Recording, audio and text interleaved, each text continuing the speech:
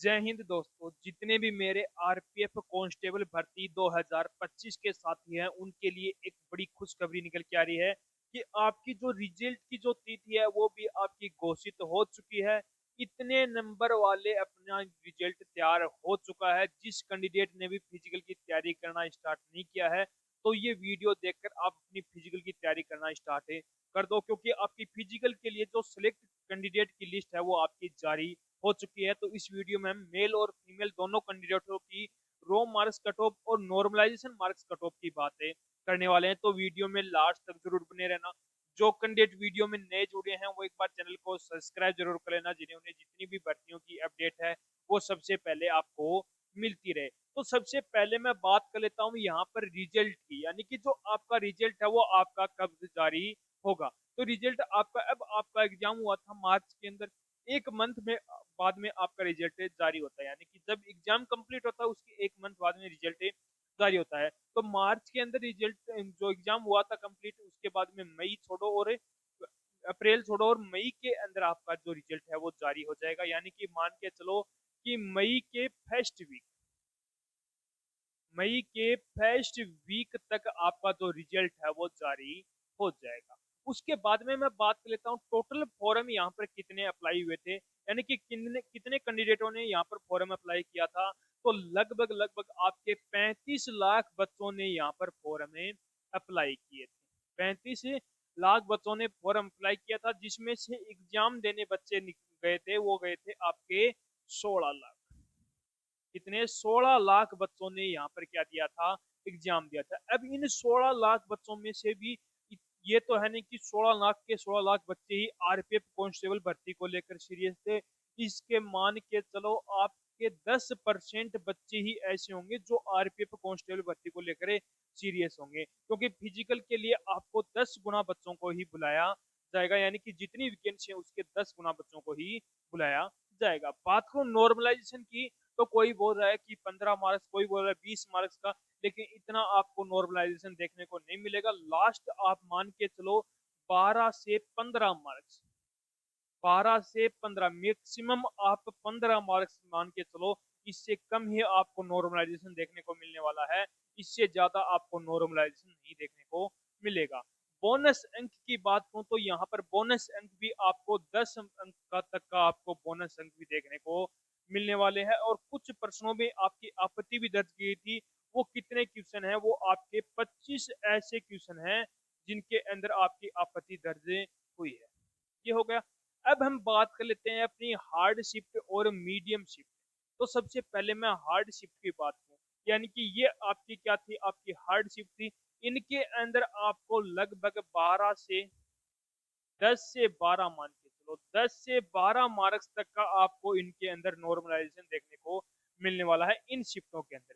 जैसे कि आपकी 12 मार्च की फर्स्ट और जो सेकंड शिफ्ट थी वो क्या थी, हार्ड शिफ्ट थी। यानी कि 12 मार्च को जो फर्स्ट और सेकंड शिफ्ट के अंदर जिन बच्चों ने एग्जाम दिया है उनको 10 से 12 मार्क्स तक का आपको नॉर्मलाइजेशन देखने को मिलने वाला है।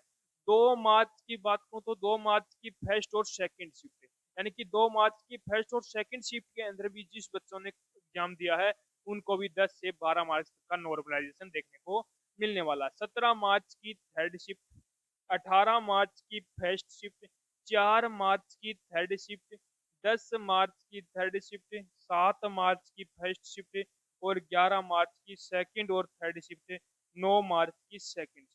यदि आपने इन शिफ्टों में यदि आपने एग्जाम दिया है तो आपको 10 से 12 मार्क्स तक का आपको इसके अंदर फायदा देखने को मिलने वाला है इन शिफ्टों के अंदर। यदि जिस कैंडिडेट ने इन शिफ्टों में एग्जाम दिया है तो उसको 10 से 12 मार्क्स तक का नॉर्मलाइजेशन देखने को मिलने वाला है। अब बात कर लेता हूँ मीडियम शिफ्ट की, यानी कि ये क्या है, आपकी मीडियम शिफ्ट है। यदि आपने इन शिफ्टों के अंदर एग्जाम दिया है तो आपको 8 से 9 मार्क्स तक का आपको नॉर्मलाइजेशन देखने को मिलने वाला है, 8 से 9 मार्क्स तक का। बात करूं 12 मार्च की थर्ड शिफ्ट, 6 मार्च की फर्स्ट और थर्ड शिफ्ट, 5 मार्च की सेकंड और थर्ड शिफ्ट, 18 मार्च की सेकंड और थर्ड शिफ्ट, 7 मार्च की सेकंड और थर्ड शिफ्ट, 17 मार्च की फर्स्ट और सेकंड शिफ्ट, 4 मार्च की फर्स्ट और सेकंड शिफ्ट और 2 मार्च की थर्ड शिफ्ट। यदि आपने इस शिफ्टों में से एग्जाम दिया है, किसी भी शिफ्ट में, इन शिफ्टों में से किसी भी शिफ्ट में आपने एग्जाम दिया है, तो आपको 8 से 9 मार्क्स तक का इसके अंदर आपको नॉर्मलाइजेशन देखने को मिलने वाला है। ये आपका नॉर्मलाइजेशन का पॉइंट कंप्लीट हुआ। अब हम बात कर लेते हैं कि जो आपकी एक सटीक कट ऑफ क्या रहने वाली है।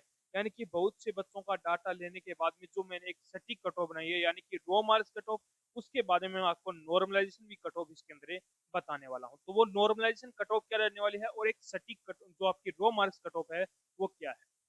हम सबसे पहले रो मार्क्स कट ऑफ की बात करते हैं। तो सबसे पहले मेल कैंडिडेट की, मैं जनरल कैंडिडेट की यदि मैं बात करूं, तो रो मार्क्स कट ऑफ की यदि मैं बात करूं, तो जिस भी कैंडिडेट के जनरल से 75 से 80 मार्क्स के बीच में बन रहे हैं, तो उस कैंडिडेट के पूरे पूरे चांस हैं वो कैंडिडेट अपनी फिजिकल की तैयारी पर लग जाओ, क्योंकि फिजिकल के लिए आपको ज्यादा समय नहीं मिलेगा। जो कैंडिडेट अभी भी फिजिकल के लिए नहीं लगा है तैयारी करने, तो वो ये वीडियो देखकर जल्द से जल्द अपनी फिजिकल की तैयारी पर लग जाओ, क्योंकि फिजिकल के लिए आपको सिर्फ रिजल्ट के बाद में 1 मंथ का ही समय मिलने वाला, क्योंकि यूपी पुलिस की जो भर्ती थी उसके अंदर रिजल्ट के 1 महीने बाद में फिजिकल कंडक्ट करवा दिया गया था। तो उसी प्रकार आरपीएफ कांस्टेबल में भी होने वाला। तो अभी से अपनी फिजिकल की तैयारी पर लग जाओ। ये हो गई अपनी जनरल की। नॉर्मलाइजेशन कट ऑफ की यदि मैं बात करूँ, तो 87 से 90 के बीच में यदि आपके मार्क्स हैं, नॉर्मलाइजेशन कट ऑफ रहने वाली है। ओबीसी की बात करूँ, तो ओबीसी के अंदर 73 से 76 के बीच में यदि जिस भी कैंडिडेट के मार्क्स हैं ओबीसी कैटेगरी से, तो वो कैंडिडेट भी अपनी फिजिकल की तैयारी पर लग जाओ। तो नॉर्मलाइजेशन कट ऑफ की बात करूँ, तो 83 से 86 के बीच में। फिर आती है ईडब्ल्यूएस कैटेगरी की। तो ईडब्ल्यूएस कैटेगरी की बात करूँ, तो 71 से 73 के बीच में। नॉर्मलाइजेशन कट ऑफ की यदि मैं बात करूँ, तो नॉर्मलाइजेशन कट ऑफ की बात है तो 83 से 86 लगभग आपकी यहाँ पर सेम ही देखने को मिलेगी ओबीसी और ईडब्ल्यूएस कैटेगरी से। एससी की बात करूँ, तो 67 से 70 के बीच, 67 से 70 के बीच में यदि आपके मार्क्स बन रहे हैं, तो आप भी अपनी फिजिकल की तैयारी पर लग जाओ। बात करूँ नॉर्मलाइजेशन कट ऑफ की, तो 76 से 80 के बीच में। ठीक है। एसटी कैटेगरी की बात करूँ, तो 61 से 65 के बीच में, 61 से 65 के बीच में। नॉर्मलाइजेशन कट ऑफ की यदि मैं बात करूँ, तो 70 से 73 के। ये हो गई अपनी मेल कैंडिडेट की। यदि मेल कैंडिडेट के इतने मार्क्स बन रहे हैं, तो वो अपनी फिजिकल की तैयारी पर जल्द से जल्द लग जाओ, क्योंकि ज्यादा समय आपके पास है नहीं है। अब बात कर लेते हैं हमें फीमेल कैंडिडेट की। तो फीमेल कैंडिडेट के अंदर सबसे पहले मैं जनरल कैटेगरी की यदि मैं बात करूँ, तो जनरल कैटेगरी के अंदर जिस भी कैंडिडेट के 73 से 75 के बीच में मार्क्स बन रहे हैं, रो मार्क्स, तो वो कैंडिडेट भी अपनी फिजिकल की तैयारी पर लग जाओ। उसके बाद में नॉर्मलाइजेशन यदि मैं कट ऑफ की बात करूँ, तो 80 से 82 के बीच में, 80 से 82 के बीच में आपके नॉर्मलाइजेशन कट ऑफ रहने वाले है। उसके बाद में ओबीसी की बात करूँ, तो 70 से 72 के बीच में फीमेल कैंडिडेट की है, 70 से 72 के बीच में से। नॉर्मलाइजेशन की बात करूँ, तो 76 से 80 के बीच में आपके नॉर्मलाइजेशन कट ऑफ रहने वाले। ईडब्ल्यूएस कैटेगरी की बात करूँ, तो 66 से 69 के बीच, 66 से 69 के बीच में आपकी ईडब्ल्यूएस कैटेगरी की कट ऑफ रहने वाली है। नॉर्मलाइजेशन कट ऑफ की यदि मैं बात करूँ, नॉर्मलाइजेशन कट ऑफ आपकी 75 से 76 के बीच। उसके बाद में फीमेल कैंडिडेट एससी कैटेगरी से है, तो उसके मार्क्स बता देता हूँ आपको। 73 से 75 के बीच में यदि आपके मार्क्स हैं, तो आप भी अपनी फिजिकल की तैयारी पर लग जाओ। जो नॉर्मलाइजेशन कट ऑफ है वो आपकी रहने वाली है 70 से 72 के बीच।